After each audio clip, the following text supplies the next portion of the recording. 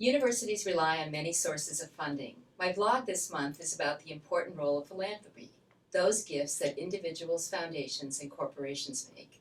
As a public university, Portland State gets funding from a variety of sources: the state of Oregon, tuition and fees from our students, services we offer, research grants and contracts, and from the generosity of gifts made by individuals and corporations. The PSU Foundation, an organization that's separate from the university, raises philanthropic gifts on behalf of the university, invests them responsibly, and stewards them in accordance with donor wishes. In 2012, private giving to PSU was at $20 million. In 2016, it grew to $32 million. That's not a trivial amount. The PSU Foundation exists solely to raise money and manage private resources to support the mission and priorities of the university and to contribute to institutional excellence. Today, PSU Foundation CEO and President Bill Bolt and Rob Gould, our 2015 faculty recipient of the Philanthropic Cultivation Award, are here to share their perspectives on fundraising. So Bill, let me just start with you. You're new to PSU. You arrived here in July, but you're not new to fundraising. And so can you share a bit about the role that philanthropy plays at a university these days? You look at PSU, and I look at the access mission, and I look at my own educational experience. I would never have gotten a college degree without a scholarship. I received one. My wife, who I met at the university, also received one. Our entire family tree then was changed. Our 3 children all have degrees, and the 8 grandchildren, believe me, will have degrees. So I think access is critical, and 50% of our students are first-generation students. So scholarship support is critical to provide that opportunity for students. We have over 100,000 alumni living in Portland and really leading the city. And many of those folks got scholarships. So that's the number one priority. The second priority is support for faculty, programs, and facilities to really create a margin of excellence for the university. And I'm just delighted to be here and talking with you today. So what motivates people to give? People used to give in an unrestricted fashion 20, 30 years ago, but the current donor wants to see an impact for every gift. So what motivates our donors would be interaction with students, interaction with faculty, hearing the chamber choir, hearing an opera performance, seeing an engineering experiment. They want to see it, they want to touch it, they want to feel it. And when they do that, they give much more generously. So that's what motivates folks these days. Great. So Rob, you received an award for being a faculty member who's very, very involved in helping in philanthropy. Can you tell us a little bit about the gift that you helped get for the university? Well, our academic unit needed to have an additional faculty member in order to support an undergraduate program. We started as a graduate program in conflict resolution, and we needed to have one more faculty member to have the sort of momentum to be able to serve undergraduate students, both a major and a minor. So I work with Al Jubitz, who has been a long time collaborator around peace and conflict resolution issues, and a friend who I befriended over those years, and went to him and said, this is what we need, and he agreed to a $500,000 gift. So we were very, very thankful.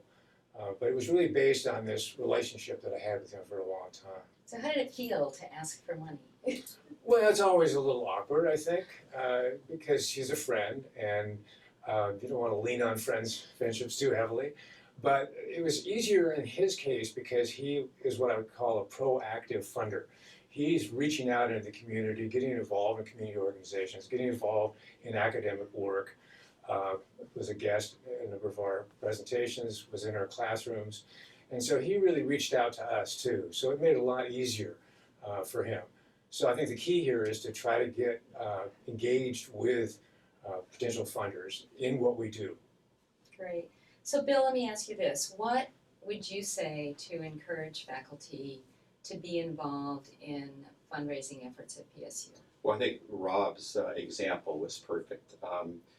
faculty have great relationships with former students, with community members, and we want to really support those efforts. So empowering faculty to identify donors, and we have a chief development director in every college working with that development director so they're comfortable in making an appropriate ask of the donor.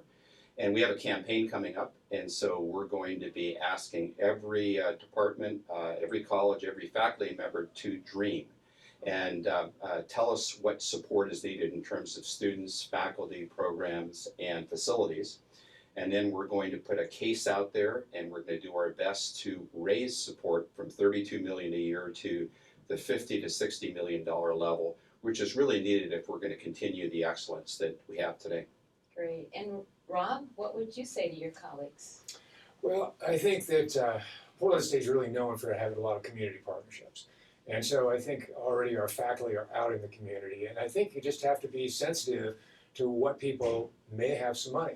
Now, we all dress similar. People who are wealthy in Portland dress as casually as people who are not. So sometimes you have to just ask, are you interested in supporting Portland State in this way? Because we've got some exciting projects going on. And then they might lead you to somebody else, and there you might end up with somebody who has a lot of money or is actually looking for supporting that kind of activity. Great. And I think, Sana, one way to view it, if you're a little reticent to ask, and Rob is not, he's great, but how I look at it is every donor has a philanthropic list. And isn't Portland State University deserve it to be on the top 5 of that list? And if not, why not? Maybe we haven't told our story well. So we're just trying to get on the top of the philanthropic lists of our donors, and we're worthy. It's a great university with great programs, and it's not, in order to grow, we have to have more private support. State support is limited, so that's our growth mechanism. Well, I want to thank both of you so much. There's so much more we could talk about related to fundraising at PSU and the role that faculty play, and gifts to PSU support academic excellence and cutting-edge research, and there's no question that the generosity of our donors reflects this unwavering commitment to higher education and a pretty powerful belief in the potential of our students, faculty, and staff. And we do believe that every donor can be a catalyst for change, but it can't happen without people like Bill and Rob and others who help tell that compelling story of why we should invest in Portland State and why it's so critical. I'd also like to thank the other faculty members who received a recognition award like Rob did from the foundation for their role in philanthropy, and that's Mark Elzanowski from mathematics, Natan Meir from Judaic Studies, and Bob Liebman from Sociology. And I do encourage faculty members to work with their deans to see how you too can help with these efforts. Thank you.